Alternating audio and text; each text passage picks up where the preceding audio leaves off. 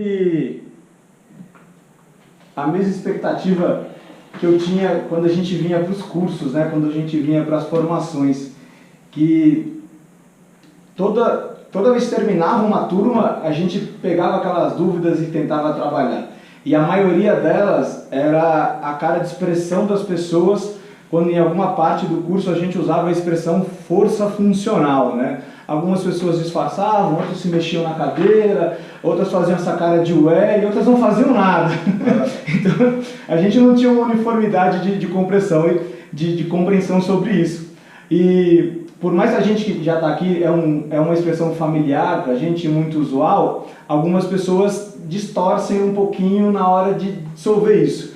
Mas antes de você já responder a pergunta para todo mundo aí, para a gente conversar mais um pouco sobre isso, deixa isso para o final aí, então já guarda na caixinha aí, a caixinha de perguntas, o que é força funcional, vamos fazer como última pergunta.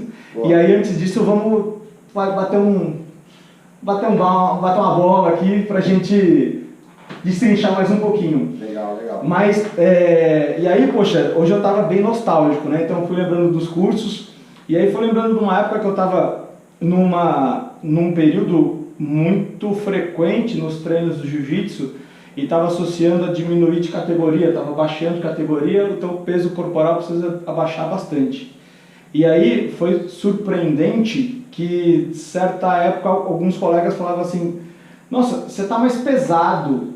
E eu já tinha perdido, acho que 4 quilos, mais ou menos, assim, né? Então, além desse feedback, eu mesmo também me sentia mais forte, apesar do meu peso corporal ter diminuído bastante. E aí vem outra expressão que causa a mesma cara de curiosidade, espanto, desconforto, que é a relação peso-potência. Então acho que vale a pena a gente começar por aí. O que é essa relação peso-potência? Né? Se a gente pode dar uma aplicabilidade para isso.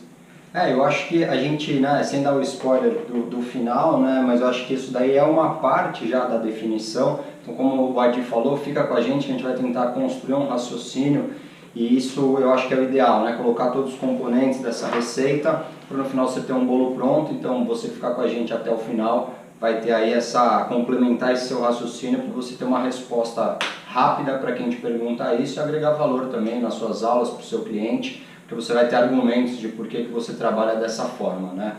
Então essa questão de relação peso-potência que o Ed falou, ou relação força-peso, né, de quanta força você tem para quanto você pesa, eu acho que é uma das bases do critério de força funcional.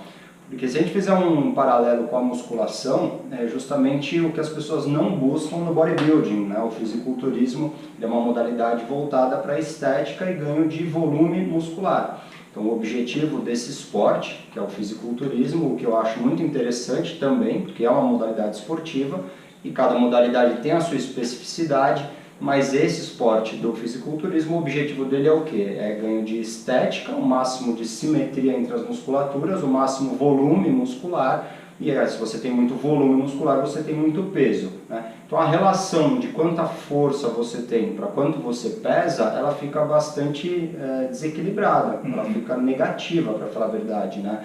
Porque o fisiculturista não interessa muito para ele o quanto de força ele consegue produzir. Exatamente. O que interessa são as estratégias que vão fazer ele ganhar maior volume muscular. E muitas vezes essas estratégias envolvem exaustão, né? O treino que busca exaustão, envolve você gerar muito lactato, muita acidose muscular, você bombear muito sangue para a musculatura, o que faz você ter que trabalhar com volumes muito altos de repetição, né? Então tudo isso vai contra a produção de força, né? A força é uma capacidade neural, é uma capacidade onde você trabalha com poucas repetições e muita sobrecarga.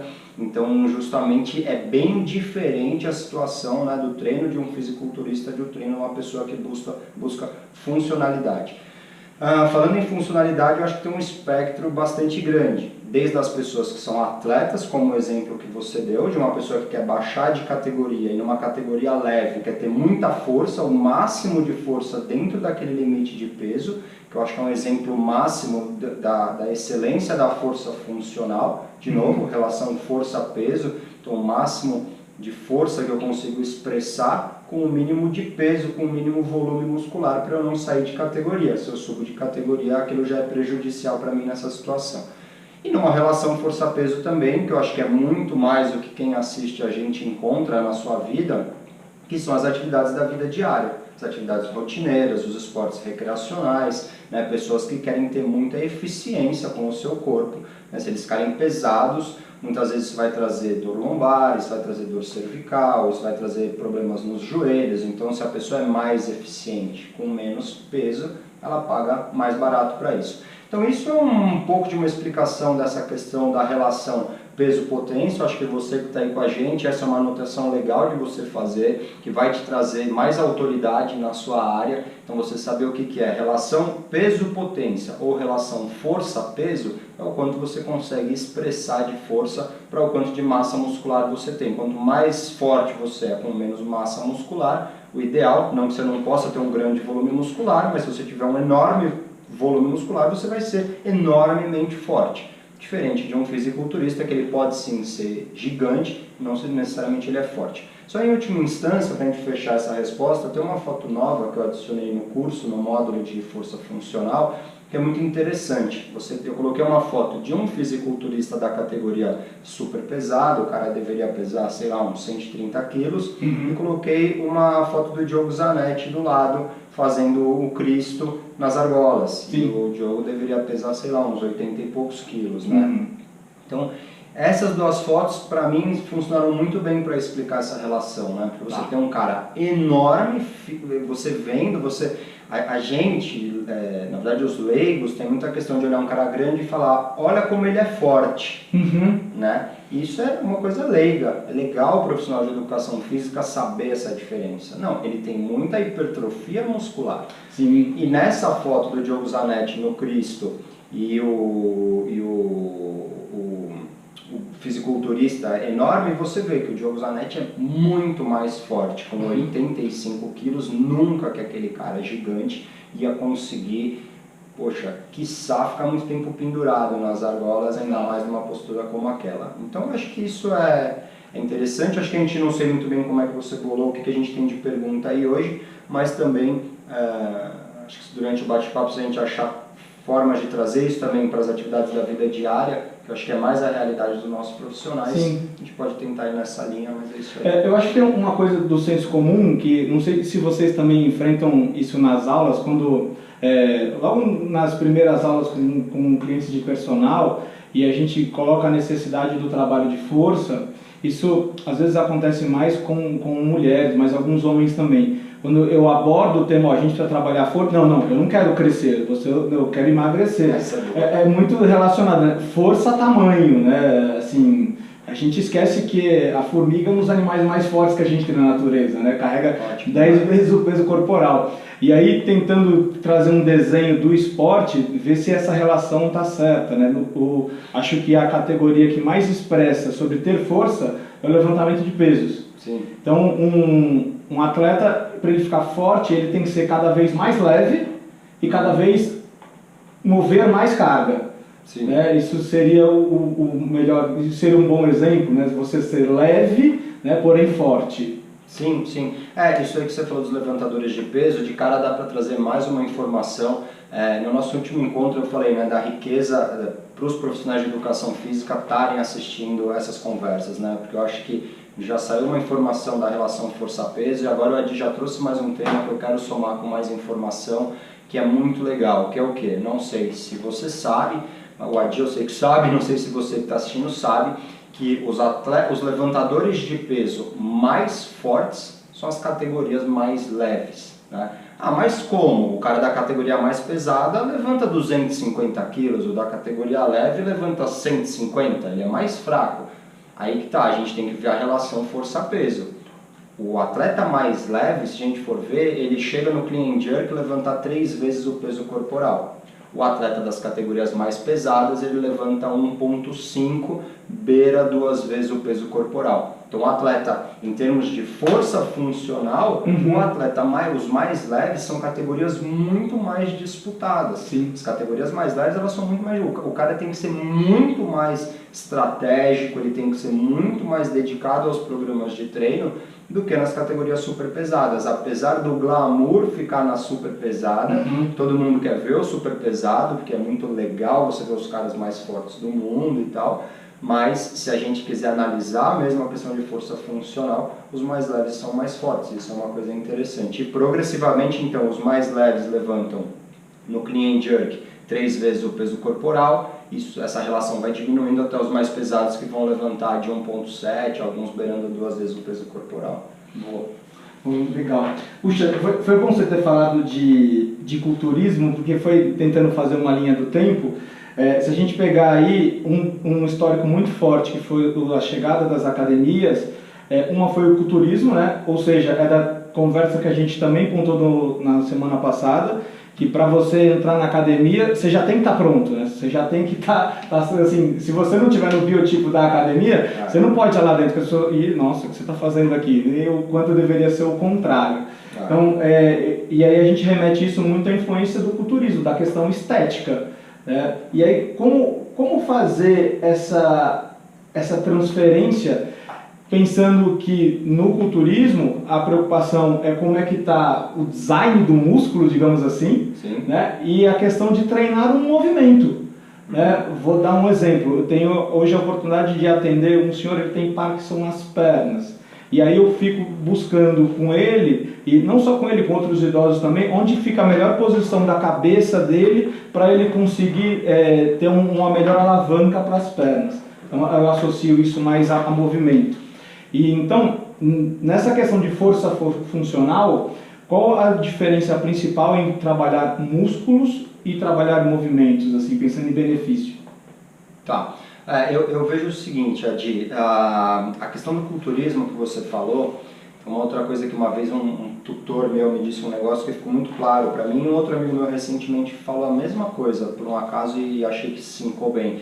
Que assim, nos anos 80 a gente teve muita influência do filme do Rambo, do filme do Exterminador do Futuro, do Grande Dragão Branco com o Van Damme e tal, nos anos 80 e 90. E querendo ou não, é impressionante ver como a cultura do culturismo nasceu da cultura de Hollywood. Eram os filmes que impactavam a gente, viraram as nossas referências e o que a gente queria ser, né?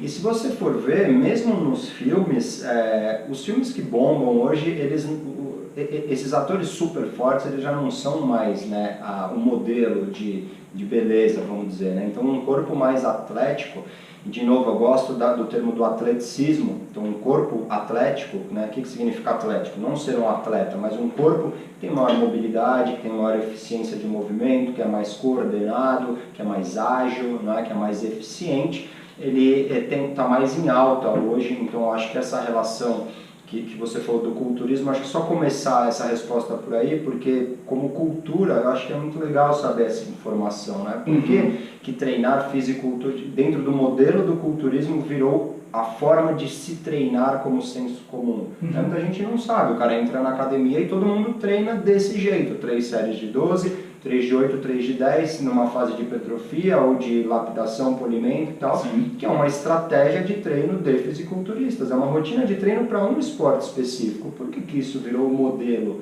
para tudo? Para lutadores, para pessoas que querem só ir na praia, para pessoas que querem melhorar como é que levanta da cadeira, né? Exato. E aí começou a ter essa transição, eu acho que desde dos anos 2000 a coisa começou a engatinhar, em 2010 realmente tomou força, né?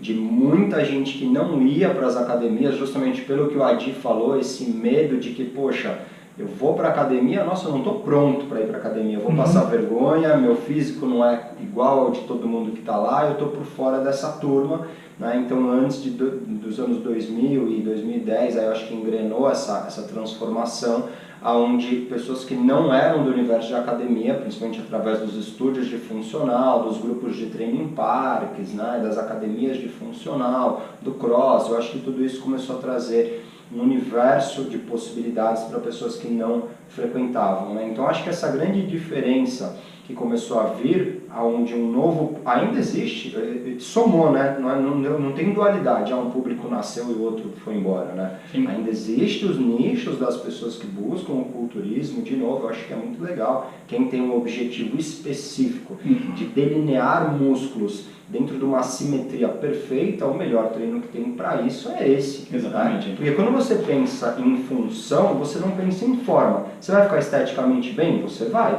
Você vai emagrecer? Você vai. Você vai ganhar volume muscular? Você vai. Mas tudo isso atendendo às exigências do padrão motor. Então o seu músculo vai se delinear da forma para você ser o mais eficiente possível. E não necessariamente não. Com certeza, essa não é a forma que vai te fazer ganhar mais pontos numa competição de culturismo. Tá. Né? Então são corpos diferentes. Um corpo funcional, ele é esteticamente bonito, o abdômen tanquinho vem, os músculos delineados vêm, mas na competição de culturismo, para você ganhar pontos, você tem um corpo específico, para você desenhar ele daquela forma, as ferramentas da musculação conseguem fazer isso. Então esse sistema diferenciado de treinar movimentos, eu acho que basicamente essa última frase que eu falei é o que vai definir. Você está preocupado em performance, não performance competitiva, mas em eficiência de movimentos, desde o seu aluno que quer levantar da cadeira até uma pessoa que quer subir 5 lances de escada sem ter problema, até uma pessoa que quer jogar uma partida de futebol até o final, ou até uma dona de casa ou uma pessoa que cuida da sua própria casa quer conseguir pegar as coisas embaixo da cama ou qualquer coisa do tipo sem ter problemas. Então ela pensa na funcionalidade, nas atividades-alvo que ela tem, e o corpo dela, por ela ser uma pessoa ativa, vai responder da forma que for, para que ele possa oferecer da melhor maneira possível, fazer tudo sem dores, com eficiência, com boa amplitude, sem cansaço, esse tipo de coisa. Puxa, assim, eu vivo lembrando de histórias da vida, né? E aí eu lembro no começo da faculdade, né, assim, não foi a educação física escolar que me levou para a faculdade. E aí quando eu estava na faculdade, eu já era dessa coisa da musculação estética, né? Quem nunca viveu esse momento, né? A gente, com 20 e poucos anos, era isso, né? Querer ser grande. E aí, logo que eu cheguei, a gente teve aula de atletismo, era aula de arremesso do peso. E aí eu cheguei, o professor todo marrento, e fiz assim: "Ei, professor, qual que é o recorde daí da sua aula?" Aí ele falou: "Puxa, eu não lembro, mas por que? Você acha que você vai bater?" Eu fiz: "Lógico, professor, olha o meu tamanho." Aí ele me olhou assim, ó: "Você vai ser o pior arremesso da sala." E tinha muita gente que não fazia nada, e realmente ele acertou, foi o pior arremesso da sala. E aí, lembrando dessa época onde meus colegas falavam assim: "Pô, você tá mais forte estando leve", a minha qualidade estética ela era muito questionável. Eu olhava assim e falava: "Nossa, eu tô magro." E em contrapartida, a minha performance esportiva era absurda, né? Eu não me machucava, eu dormia melhor, comia bem, e a diferença, né, da preocupação com performance e saúde e a preocupação estética, mais ou menos como diverge, né? Porque o culturismo vai, mas é por esse caminho aqui.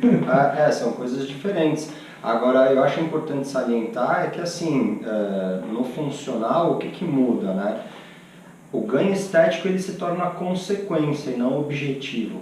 Sim. Acho que isso é interessante, sabe? Porque acho que essa é a divergência, né? Em um ele é o objetivo final, né? E se ele é o objetivo final, você só vai ganhar aquilo. Quando ele se torna consequência, você tem como objetivo muitas coisas, né? Então Exato. Você vai ficar mais resistente à fadiga, você vai ficar mais explosivo, você vai ficar mais ágil, você vai ficar mais coordenado, você vai ter menos dores, porque o seu corpo vai ser mais simétrico, né, em termos de segmentos, então as estruturas ósseas vão suportar o seu peso muito melhor, e em consequência de tudo isso bom que você já ganhou, você vai ficar esteticamente melhor também, você também vai ficar mais magro, você vai sim ganhar volume muscular, né? Então isso aí é uma coisa interessante. Puxa, eu tinha uma coisa aqui anotada, mas senão eu vou perder, né? Você falou um negócio aqui de estruturas, né? E aí estruturas, eu lembrei de outro ponto que a gente também fazia nos cursos, quando a gente falava da expressão cadeias musculares, né? Então você falou estruturas, movimentos,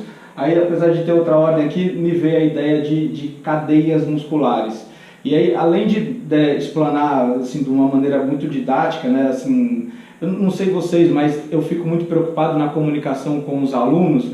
A gente fica usando muita expressão de fisiologia do exercício que pra gente é muito comum e a maioria deles não entende nada. Então, pensando nessa, tentando dar uma comunicação muito comum, né, assim, o que seria cadeias musculares, e eu acho que é o mais difícil como prescrever cadeias musculares, né? Como montar um treino pensando em cadeias musculares.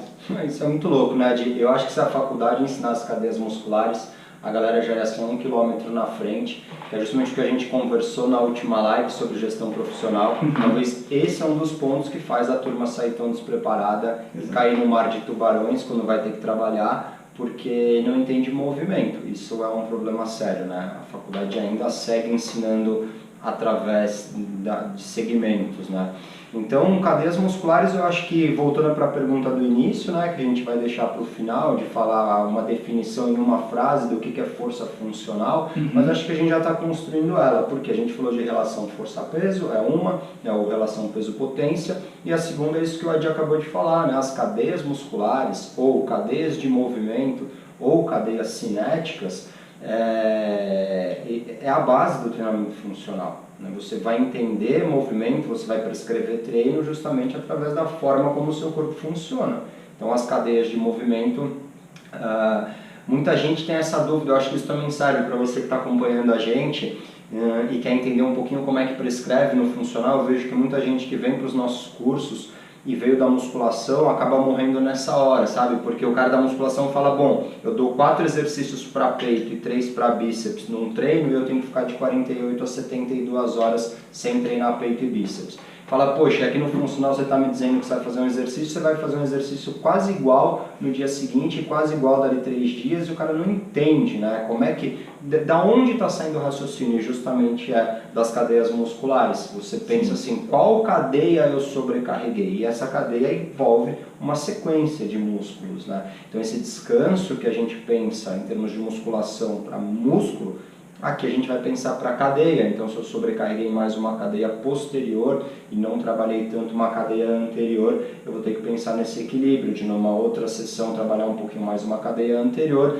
Pensando em prescrição, uma forma que cada um gosta de trabalhar de um jeito. Tem gente que gosta de sobrecarregar muito alguma cadeia, dar um descanso e sobrecarregar a outra no outro dia. Não é o jeito que eu mais gosto de trabalhar. Eu gosto muito de trabalhar dando pequenos estímulos para todas as cadeias em todos os treinos, ou seja, se eu não dou um estímulo que eu chego a levar uma cadeia para exaustão, eu consigo no dia seguinte dar mais um pequeno estímulo naquela cadeia. E como a gente está pensando em padrão motor, a gente está pensando em aprendizado, né, recrutamento neuromuscular e controle de movimento, e eu acho que é mais interessante você estar sempre estimulando todas as cadeias para que a pessoa seja sempre eficiente do que eu querer sobrecarregar uma cadeia até o final, que seria alguma coisa, mesmo que pensando em cadeias, mais parecido com a ideia de exaustão, que é o que a gente busca na hipertrofia muscular, que é a ideia da musculação.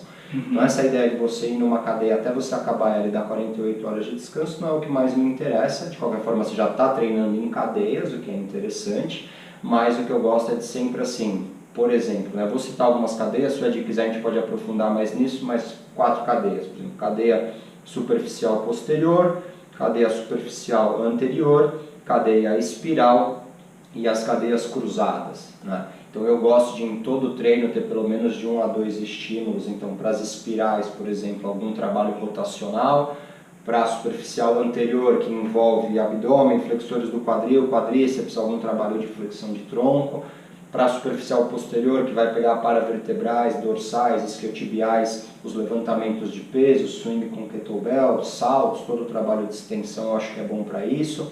Os padrões cruzados, tudo que você fizer, né, com a perna oposta e braço oposto de apoio. Então, ter de 1 a 2 exercícios para cada cadeia, eu acho que pensando em funcionalidade é o mais interessante, né? Então, basicamente, para construir essa ideia, a pergunta começou com a Adi perguntando o que são cadeias musculares. Então, são sequências de músculos que são ligados por fáscias musculares. As fáscias vêm aparecendo muito, né, nas discussões acadêmicas e de treinamento funcional, que são os grandes transmissores de energia pelo corpo, né? São tecidos conjuntivos estão conectando todo o nosso corpo, então sequências de músculos e fáscias que fazem uma linha que faça sentido de transmissão de forças para a produção do movimento humano, né? Então essas cadeias, você entender e conhecer bem elas, é a base do raciocínio do treinamento funcional, e é em cima delas, para quem vai começar essa transição, ou para quem só está na musculação, para entender um pouquinho como é que os caras Inclusive, eu vou entrar num outro assunto para, quebrar uma coisa que me incomoda demais, entendeu? Tem muita gente... Momento polêmica! Mas é bem polêmica, mas é uma coisa que me deixa relativamente puto, para falar a verdade. Que é o seguinte, tem muita gente que vê um monte de exercício de treinamento funcional no YouTube, e na revista, e sei lá onde, com o amigo, dando, e junta tudo e faz aula, sabe? E o cara não conhece nada disso que eu acabei de falar. Tipo, o cara não tem ideia. Então assim, balança a corda, pula no jump, corre na escadinha de agilidade, faz salto, faz um snatch e falou, entendeu? Sim. Então o cara assim, é funcional, eu juntei um monte de coisa estranha numa aula e foi legal pra cacete, entendeu? Isso, pô, assim, a pessoa não tem, assim, beleza, talvez estejam até pagando algum dinheiro para a pessoa fazer isso, mas isso não tem futuro, sabe? Não tem fundamento que essa pessoa está fazendo. Então, se você quer ir num caminho de crescimento profissional, se você quer cobrar uma hora aula de respeito, onde o seu cliente vai saber que você sabe o que você está falando, cada exercício funcional, ele estimula uma cadeia de movimento, porque ele é um exercício integrado. Então, para você saber selecionar quais exercícios vão ter no seu circuito, na sua aula, você tem que conhecer as cadeias de movimento. Tá. Nisso aí, dá para dizer que a diferença entre treinamento e entretenimento é o objetivo que se tem? É exatamente isso, né? Eu gostava muito dessa frase quando eu montei aqui o centro de treinamento, porque é justamente, eu vejo muito mais entretenimento do que treinamento. E entretenimento, beleza, ele é legal, só que eu acho que é o seguinte, ele dura pouco, porque entretenimento, você pode ver, esses artistas que explodem de uma vez num carnaval, geralmente eles não estão bombando no próximo carnaval. Exato. Tem outros bombando, né? Então, se você oferece entretenimento para o seu aluno, provavelmente daqui a pouco ele vai procurar outro professor para dar outro tipo de entretenimento. Se você entende de treinamento, o processo nunca para. Porque você sempre vai saber qual que é o próximo passo, que novo estímulo você tem que colocar, que hora que você tem que regredir, que hora você tem que avançar, que hora que entrou um componente novo, que pode ser uma lesão ou uma dor crônica, que você tem que alterar todo o processo para continuar evoluindo. Então, treino tem muita gente sim no entretenimento, não sabendo o que está fazendo, e aí, nadando contra a maré. Uma hora a agenda está bombando, porque deu sorte, uma hora ela está vazia, e o cara não sabe o que fazer, porque não tem a gestão do negócio, né? Legal. Puxa, aí pensando nessa que eu falei da questão da comunicação, né, que antes eu já usei muito essa coisa, né? Eu vou dar um exercício de cadeias rotacionais. E aí o aluno pergunta, mas para que é isso? Antes eu falava, olha, aí você está trabalhando um sistema de grupos musculares onde vai estimular a sua face, aí daqui a pouco o aluno está quase assim, ó. Né, assim, se a gente realmente precisa dar essa explicação tão detalhada, ou a gente pode falar assim, olha, isso aí é para quando você for pegar a sua bolsa no banco de trás, você não travar as costas. Exatamente, isso é perfeito. Eu acho que uma vez você me comentou, quando você estava com a Marinês, que ela tinha levantado essa bola, né? Eu acho que isso tem tudo a ver, você tem que ver qual cliente que está aberto para qual tipo de argumento, né? Então acho que você vai saber melhor do que eu me lembrar um negócio. Não tem os perfis lá, o perfil mais didático, o perfil mais que uns entendem mais pelo lado engraçado, outro pelo lado emotivo, outro pelo lado técnico. Você tem um cara curioso que curte, né? Eu já tive aluno engenheiro, por exemplo. Sim. Então, eu curto muito a questão de movimento angular que existe no levantamento olímpico. O cara curtia. Não, porque o sistema de alavancas, né? E aí você produz torque na articulação. Legal, eu tinha esse tipo de conversa com ele. Imagina quanto o valor agregado da minha aula subia com esse cara nessa situação. Só que é como você disse, você tem um outro que é assim, eu não quero mais que dói as costas. Então você me fala, por que diabo você está me ensinando isso? E o exemplo que o Adi deu é perfeito. A grande maioria das lesões lombares, não a grande maioria, boa parte, acontecem por padrões rotacionais mal executados. Principalmente, só para te salientar, quando a pessoa rotaciona a torácica e não rotaciona a base junto. Então acontece uma torção na coluna, né? A base fica fixa, o padrão rotacional não está tão bem elaborado, então a pessoa rotaciona, o exemplo que o Adi deu é bem clássico, né? Se eu estou no banco do carro, a minha cintura, meu quadril está travado, ele não mexe. E aí se eu vou pegar uma coisa no banco de trás, é exatamente essa situação, onde eu rotaciono a torácica e a parte da coluna lombar está travada e eu vou torcer a minha coluna. Essa é uma situação, mas uma outra é em pé mesmo. Eu vou pegar alguma coisa, o padrão rotacional de giro da base ainda não é eficiente e a pessoa acaba machucando a lombar. Então esse tipo de explicação, se você quer simplesmente dizer assim, ó, eu estou resolvendo o seu problema, é exatamente isso. Ó, eu te dou padrões rotacionais, porque boa parte das lesões na coluna acontecem porque nas atividades do dia a dia, se você não treinar isso, a sua rotação não vai ser eficiente, você pode se machucar. É a melhor forma, né, para você não entrar nessa discussão didática e tal, né. Legal. Ainda sobre dificuldade, Bruno, eu estava lembrando aqui uma coisa, né? Aqui embaixo no centro de treinamento a gente tem as áreas, os setores muito bem divididos por capacidades biomotoras, é muito fácil você ter espaço para treinar. Pensando nessa questão de prescrição de cadeias musculares, não são todos que têm essa oportunidade de ter espaço. Né? A maioria é uma cadeira aqui, outra máquina ali. Por mais que a gente está em pandemia, a única coisa que faz é não usar aquela máquina, mas a máquina está lá do mesmo jeito. Ou seja, espaço é muito difícil. Pensando em cadeias musculares, existe uma maneira de a gente pensar, prescrever, né? Treinar por cadeias musculares, considerando que às vezes não tem espaço, tem muita máquina no lugar, as pessoas que às vezes têm a dificuldade de se mexer, não tem essa cultura do movimento. Tem um caminho mais fácil de encontrar a prescrição ideal para isso? Cara, eu vou te falar o seguinte, quando eu também estava pensando, né, os nossos slogans para cá, né, quando eu montei o negócio, uma delas era a história de que eu via muito mais entretenimento do que treinamento. Essa a gente já matou agora há pouco, recente na nossa conversa, a gente já falou sobre isso. Uma outra era justamente sobre as escassez das áreas livres, né? Eu falava lá que as áreas livres nas academias estavam em extinção. Você ter uma área que não tem nada, ela estava em extinção, porque um metro quadrado lucrativo de uma academia com uma Smart Fit, por exemplo, é uma área que caiba mais máquina e mais máquina e mais máquina. Né? Você ter uma área sem nada, como eles não sabem usar uma área sem nada, né? Os treinadores que estão lá muitas vezes não sabem, então uma área sem nada é uma área que não vale dinheiro, né? Então as áreas livres realmente andaram em extinção por algum tempo e voltaram a aparecer com os estúdios e tudo mais. Eu acho que sim, é bem limitante. A própria Smart Fit, por perceber essa tendência, agora tem áreas livres, né? Sim. Eu nunca fui uma vez só numa Smart Fit, mas eu vejo nas propagandas, né? Exato. Eles têm agora uma área livre dentro do espaço que é justamente para os instrutores que têm essa escola mais de treinamento funcional e de movimento corporal acabarem indo prescrever nesses espaços, né? Então acho que assim, se você tem um local onde tem esse espaço, a coisa vai dar certo. Se não, se você quiser treinar movimento, você fica limitado, porque mesmo, por exemplo, eu quero explorar movimentos derivados do levantamento olímpico.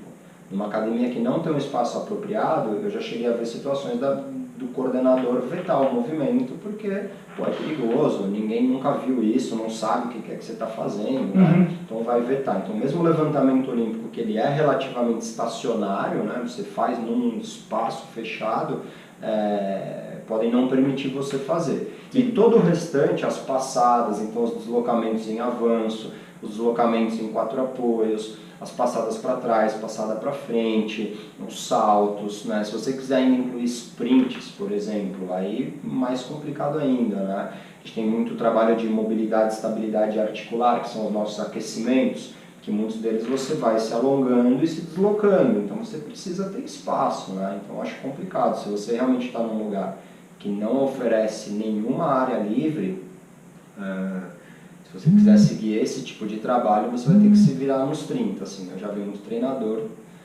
se virando aí, quebrando a cabeça, mas eu acho que a academia vai jogar mais contra você do que a favor. Porque ocupa muito espaço, né? Tá. O metro quadrado, até para complementar, assim, como gestor de espaço de treinamento, né? O metro quadrado de treinamento funcional ele é mais caro para o gestor, né? Porque você põe menos pessoas no mesmo espaço, né? Você coloca uma máquina com 3, 4 pessoas revezando a mesma máquina, que é uma situação da Smart, você põe 3, 4 pessoas em 2 metros quadrados, mais ou menos. Né? Treinamento funcional, você precisa de uma pessoa que vai usar 5, 10 metros quadrados para fazer um exercício. Então, é um metro quadrado mais caro, né? Sim, talvez seja por isso um dos principais problemas. Mas é por isso que eu perguntei, assim, essa dificuldade que você teve das pessoas olhar torto, para mim isso já me aconteceu muitas vezes, né? Às vezes eu usava um aparelho, usava uma máquina e aí o pouco espaço que tinha era ali mesmo. E a gente acabava ocupando mais espaço, né? Às vezes a máquina estava ali, mas na verdade ela não era uma ajuda, era um problema lá dentro, né? Pô, e aí, assim, já indo na realidade, já chegando aí quase de você contar pra gente, né, já dessas informações que já foi dado, o que é realmente força funcional, e como é que a gente transfere os resultados dessa questão de cadeias musculares, de pensar em movimento, como é que a gente, e assim, eu enfatizei a questão do resultado, e aí eu tive uma experiência uma vez, eu trabalhava numa academia e vi um colega, foi uma das razões que me fez vir atrás do Moca, a gente conhecer mais, a gente estreitar os laços, né? Um colega estava prescrevendo para um piloto, ele era um piloto de turismo, e aí estava começando a pipocar essa coisa de funcional. E aí ele pegou aquela barra triângulo do pulley, aí ele colocou o cara no banco inclinado, aí ele colocou um elástico aqui, colocou num negócio do crossover, colocou outro negócio aqui, pôs no outro lado do crossover, ou seja, uma máquina que usava 4 pessoas, ele ocupou sozinho. Os caras ficaram loucos com ele. Né? Então assim, já deu esse problema, e aí ele colocou isso aqui e o cara ele ficava fazendo o movimento do volante, assim. Eu não sei se ele se sentia bobo, se ele se sentia treinando, mas o que eu sentia era a sensação assim, mas ele não faz isso dentro do carro? Por que ele está fazendo daqui de novo, né? Então, como usar o resultado dessa questão do movimento pensando na vida diária? Então, Adi, isso que você falou agora é muito legal. É até legal que você trouxe, porque eu fiquei pensando que seria legal a gente ter um gancho para falar sobre isso, sabe? Porque é o seguinte, existe uma diferença entre... Né, no treinamento a gente tem treinamento físico, treinamento técnico, treinamento tático e treinamento psicológico, né? Quando você coloca uma pessoa simulando um volante, você está um pouco mais dentro do treinamento técnico, que ele faria no carro, do que do treinamento físico, né? Então, só que eu não gosto muito porque chegou um momento, né? E aí, voltando por que eu imaginei, eu gostaria de trazer essa conversa. Quando o treinamento funcional começou, principalmente para surfistas, skatistas, tinha muito aquela coisa de fazer exercício em cima de superfícies instáveis, né?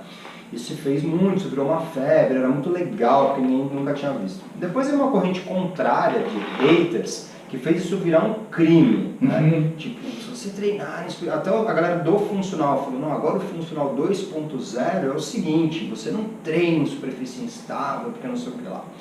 E eu não gosto da dualidade, sabe? Acho que, sei lá, na fisioterapia se treina muito em superfície instável para ganhar propriocepção e recuperação pós-cirúrgica, pós-lesão.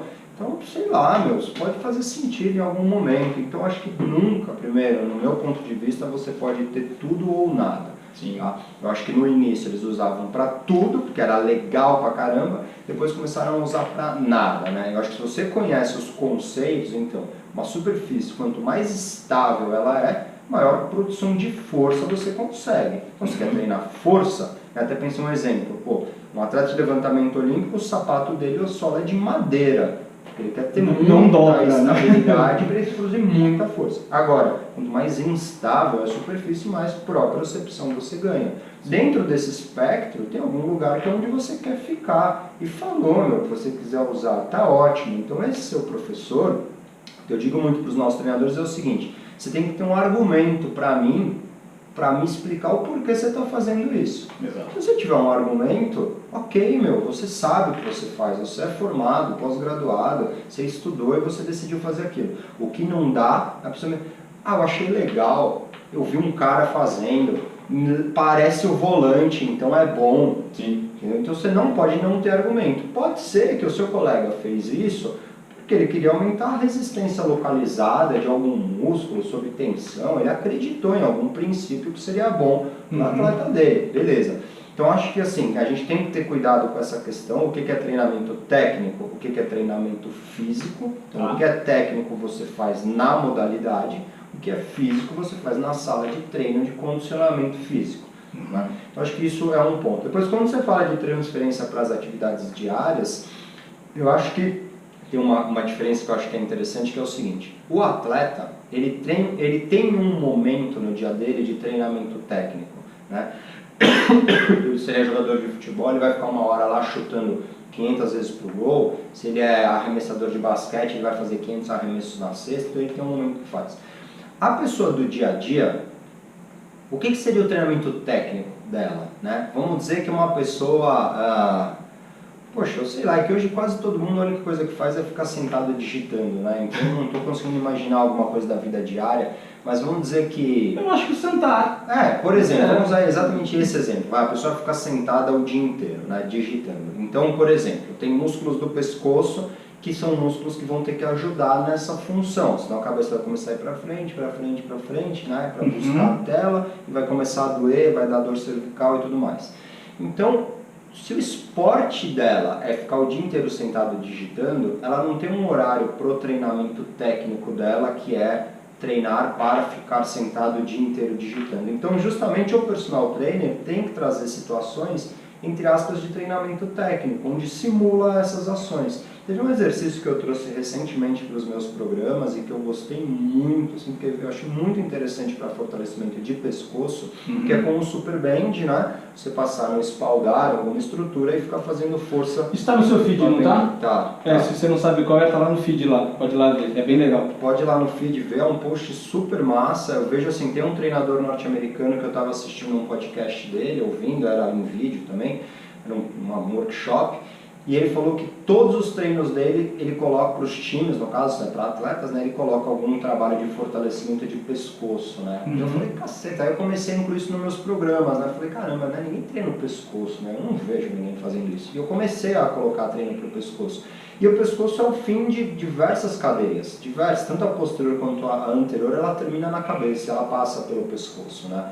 Então assim, e a galera não treina essa parte da cadeia. E no caso do atleta do dia a dia, que fica o dia inteiro sentado digitando, principalmente os posteriores, então já para ficar para você, se quiser ter esse recurso, depois você vê o post no feed, você vai ver que eu nunca prescrevo fazendo força para frente. Eu nunca faço super bend na testa, com a força para trás e você fortalecendo os anteriores do pescoço, porque eu acho que justamente é aí que está o desequilíbrio. Né? Os laterais e os posteriores e os profundos são os músculos que estão em desequilíbrio, precisando ficar mais forte. Nossa cabeça é mais ou menos, acho que 8 a 10% do peso corporal, então o seu pescoço sustenta bastante peso. Então, assim, esses exercícios eu comecei a ver que são bem interessantes. Então, quando você pensa em transferência para o dia a dia, esse é um ótimo exemplo. Então, você colocar... Vou te passar 2 exercícios, depressores de escápulas, então essa força que você faz para empurrar o ombro para baixo, pode ser num graviton, né, aquela máquina que faz a paralela assistida, né? Ao invés de você fazer a paralela inteira, fica com o cotovelo estendido e faz força para empurrar para baixo, como se você quisesse ganhar espaço entre a orelha e os ombros, né? Faz a excêntrica deixando voltar e a concêntrica empurrando para baixo e enchendo bem o peito, para fortalecer os músculos que fazem a depressão das escápulas, porque muito provavelmente os trapézios vão estar tensos por causa desse gesto diário, então você precisa ganhar força nos antagonistas, que são os depressores das escápulas. E outro são os profundos e os posteriores do pescoço. Então essa combinação para dor cervical, ela é nota 10, né? Fazer o super bend passando atrás da cabeça, fazendo força de queixo para dentro em isometria, 30 segundos, depois vai lá, depressores de escápulas, isometria posterior. Puta, você vai ter um ganho de qualidade de vida com o seu aluno que ninguém nunca ofereceu. E pronto, esse é um exemplo de treinamento para a vida diária, sabe? Na situação que a gente falou. Uma tarefa simples que assim, é quando a gente fala que a gente aqui encara performance desde da pessoa que quer andar e não cai na rua ao atleta de alto rendimento, que é o trabalho dele. Vamos para a pergunta X? E aí, poxa, não vai dar tempo de eu perguntar um monte de coisa que eu queria, e eu acho que você também deve ter um monte de pergunta. Então, se você tem pergunta aí, já anota, depois manda um direct aí no Instagram do Bruno para as próximas. Eu vou guardar essa para as próximas, mas aí vamos lá. Agora, com tudo que você já começou, o que é força funcional? Legal, Adi. Então, acho que eu vou fazer o seguinte, né? A gente foi dando alguns spoilers no meio aí, e teve 3 coisas que a gente falou que eu acho que vão resumir isso daí, né? A relação força-peso é a primeira, então quanto mais eficiente você pode ser com relação ao seu peso corporal, é o que vai caracterizar a força funcional. Depois, a transferência do que você faz na sala de treino para as suas atividades-alvos, transferência de treinamento. Eu acho que até a questão da transferência de treinamento seria a principal, né? Porque como você falou, às vezes se você falar para o seu aluno em relação força-peso, você pode confundir ele. Se você aquela vez que você falou de começar a falar, o cara vai dormir, o cara não vai entender. Então acho que a coisa mais legal de você dizer, poxa, por que você vai fazer treinamento funcional, né? Vai pensar a força de um aspecto funcional, é você falar em transferência de treinamento. Esse foi um tema que durante muito tempo eu curtia ele, eu ficava estudando, até quis fazer a tese da minha pós-graduação em cima de transferência de treinamento. Eu fiquei pensando, pô, como é que a gente pode ter testes que direcionem a gente para avaliar o quanto se transfere, né, de treinamento. Para vocês terem, eu vou ainda, o Adi fez a pergunta, eu ainda vou resumir numa frase só, mas vamos discutir um pouquinho em cima desse tema que ele é interessante. O que é transferência de treinamento num termo mais acadêmico? Transferência de treinamento é o seguinte, eu treino levantamento olímpico durante um tempo e depois eu vejo se eu melhorei na barra fixa. Né? Isso é transferência de treinamento. Eu não treinei especificidade, eu não treinei barra fixa, eu treinei levantamento olímpico, mas eu vejo que de repente eu fazia 5 repetições na barra fixa, depois de 3 meses treinando levantamento olímpico eu consigo fazer 8 repetições na barra fixa. Estou dando um exemplo, eu não sei se isso iria acontecer dessa forma, mas isso seria um modelo de estudo para você estudar transferência de treinamento. Tá? Levando isso para a vida real, seria o que a gente comentou da história do pescoço. Então o cara tem que ficar o dia inteiro digitando, tem dor no pescoço, ele faz um treino na sala de treino e isso se transfere para ele ter mais eficiência no trabalho, porque se o pescoço dele não dói, isso não atrapalha o processo dele de raciocínio, isso aumenta a produtividade, isso não gera uma sensação de que a reunião acabe logo porque a pessoa quer dar uma alongada, porque está incomodada, né? Então, dando primeiro essa introdução, eu vejo que o grande ponto alto aí de pensar em força funcional é você pensar em transferência de treinamento. Né? Eu outro dia fiz até um outro post falando o que é treinamento funcional e eu falei sobre isso. Não tem a ver com os acessórios que você usa, não tem a ver com quais exercícios você aplica. Eu acho que até o treinamento híbrido de musculação mais funcional é muito massa, funciona bem pra caramba. Né? Eu acho que o que vai caracterizar se é funcional ou não, né? Se você procurar no dicionário a definição de funcional é algo que funciona para algo, então